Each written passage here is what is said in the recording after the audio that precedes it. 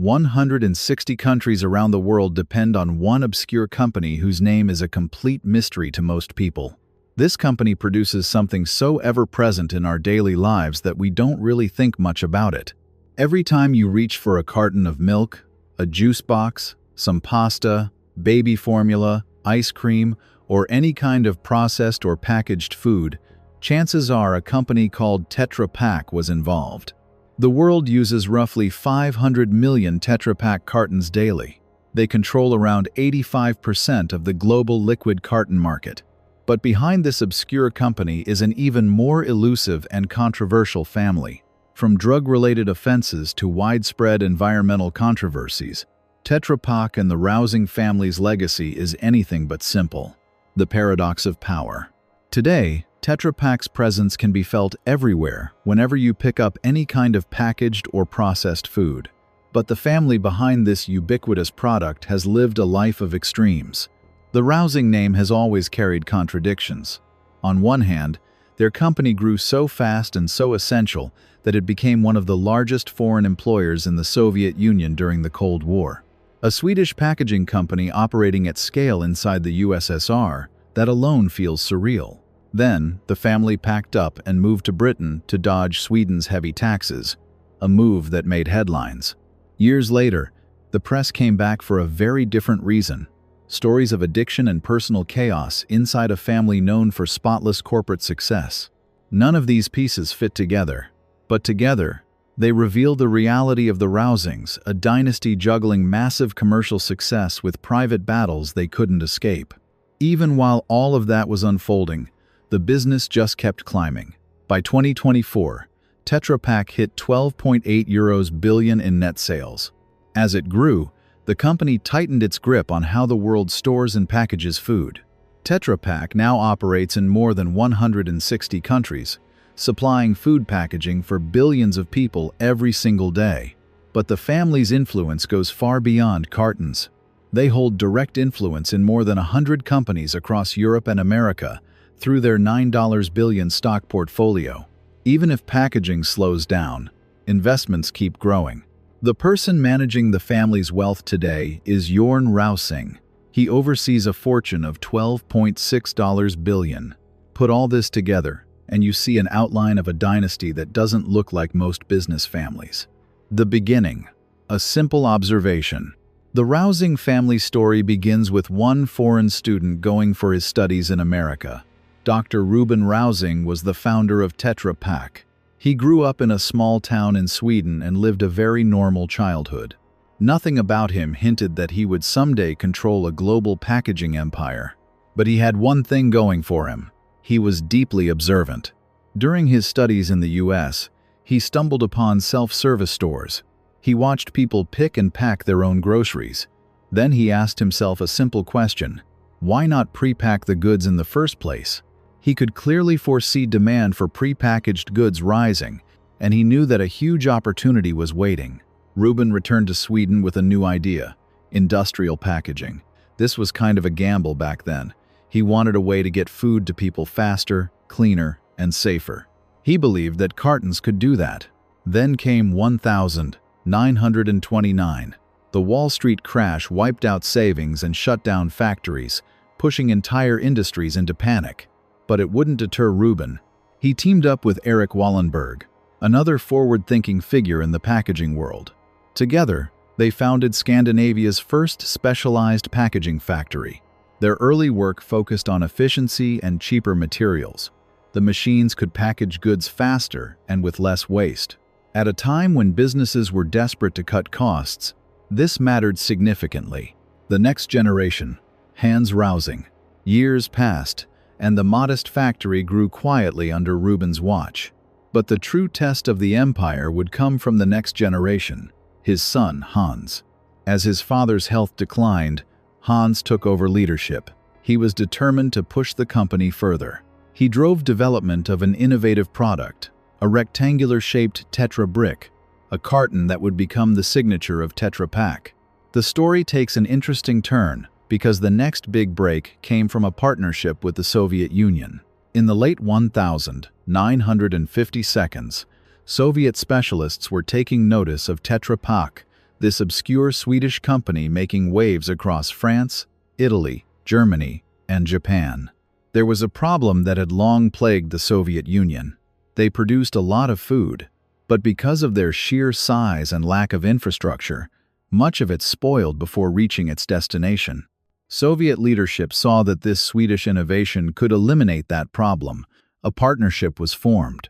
Dozens of Soviet dairy plants were now using Tetra Pak's aseptic cartons, reducing spoilage and solving a real food loss problem.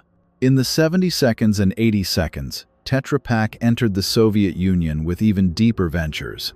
This became a rare example of a joint venture between capitalism and communism, something nobody expected at the time. This gave the Rousing family a degree of geopolitical influence because they had ended up reducing Cold War tensions between two nuclear-armed blocs. The privacy strategy. As the company expanded, leadership shifted to Rubin's sons, Hans and Gad Rousing. Their drive pushed the firm into new markets through heavy investment and tight control over corporate structure. The company had started with only 6 employees, but now had 36,000 employees worldwide. Ironically, rapid growth came at a personal cost.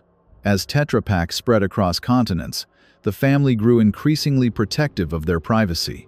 They wanted to avoid scrutiny over how their business operated. According to critics, they also did this to reduce tax exposure. The company was placed inside a Liechtenstein foundation and a Dutch holding company. This meant the business didn't have to publish annual financial reports or reveal finances publicly. Outsiders didn't see how much money was made or how decisions were made. Hans made the next move. In 1982, he shifted the family to England to escape Sweden's high taxes and used non-domicile rules to legally cut down what he owed on overseas wealth. Meanwhile, his brother pushed in another direction. Gad oversaw international growth and later led the 1991 acquisition of Alfa Laval, turning the packaging firm into the larger Tetra Laval Group. By the time the 90 seconds arrived, the family controlled an effective monopoly with global reach and staggering wealth. The family split, but after years of expansion, there was a crack inside the Rousing family. In 1995, Gad Rousing bought out his brother Hans's entire stake in the company, roughly half, for $7 billion. At that time, it was the biggest private buyout in Europe. This buyout split the dynasty in two. 2 brothers, 2 futures, 2 very different paths. Gad's branch took control. They ran the company with discipline, the steady kind of leadership that keeps a global empire from shaking. Hans took the wealth fortune that could last generations. They shifted towards philanthropy and a life in the UK, and the lifestyle became more luxurious than anything their father had imagined. Slowly, a separation between the operators and the inheritors grew wider. That gap, that's where the trouble started. The tragedy. With no business responsibilities, Hans Rousing's son grew up in privilege, spoiled and disconnected from the Rousing corporate world. His name was Hans Christian, and he floated through life insulated with money. But tragedy would soon strike his family that no amount of money could help. His wife, Eva Rousing, and her death from cocaine abuse made global headlines. What's suspicious is that she had been dead inside their home for weeks before authorities even learned what happened. It shocked the public and begged the question, why did it take so long for the family to even know about her death? Hans Christian faced charges connected to negligence and failing to act to help his wife. He received a suspended sentence. This story cracked open a bitter reality behind the billions. Money can cover a lot. It can soften consequences, hide warning signs, and give people distance from normal life. But it can also amplify risk until it turns into catastrophe. The Philanthropy Response. After this scandal, the Rousing family doubled down on philanthropy, almost like they wanted the public to see a different side to the dynasty.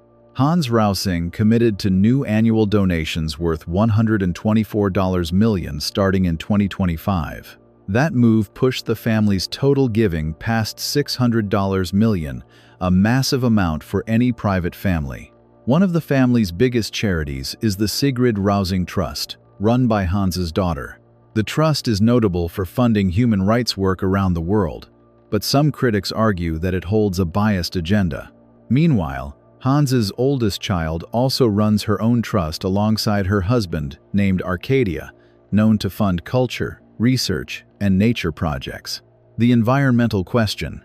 Regardless of their massive amounts of philanthropy and charity, there is one criticism that the family does not have a straight answer to: their business impact on the environment. The Rousing fortune came from the packaging empire that reshaped global food distribution. But this technology left a dark mark on the environment.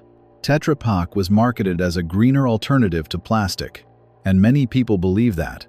Large companies like Coca-Cola, Nestle, and Tetra Pak encourage customers to recycle, and customers feel like they're helping the planet. But the reality isn't like that. The majority of plastic waste that goes into recycling bins never gets recycled at all. Some sources say even up to over 90% never gets recycled. Even though Tetra Pak promotes its cartons as eco-friendly, many regions still can't process them. They're made of layered materials that need special treatment. So the green message often doesn't match what actually happens on the ground. To be fair, packaging protects food and reduces spoilage. It helps prevent food waste and delivers food safely across long distances to remote places that would have struggled otherwise. But the same protection turns into mountains of global packaging waste every year after the cartons are discarded. The monopoly problem. There's another PR nightmare hanging over Tetra Pak's head that's been there for the last couple of decades: their long-term monopolistic practices. Remember how ubiquitous their products were? How they're sold in 160 countries with 85% market share for the liquid carton market? All of that makes for good business for the family. But critics also point out monopolistic practices, pricing controversies, and more. A prime example was in China. In 2016, China hit Tetra Pak with a hefty fine after a 4-year investigation. Regulators said that the company used its power to force suppliers into deals and block competitors. The fine was a clear signal. The same tactics that allowed it to take over an industry in the West were now under fire in one of the world's biggest markets. The Legacy. The Rousing started from a small Swedish kitchen, and now they're a $12 billion global empire that changed how the world consumes food. But the story behind the cartons is far from simple. Personal tragedies, addiction, and interfamily tension ran alongside business triumphs, proving that wealth alone can never prevent chaos. Tetra Pak's innovation revolutionized logistics, expanded markets, and gave the family geopolitical influence. But at the same time, environmental concerns and monopolistic accusations are too big to ignore. Even with massive philanthropy and green initiatives, the Rousing family's legacy is truly a mix of business success and controversy.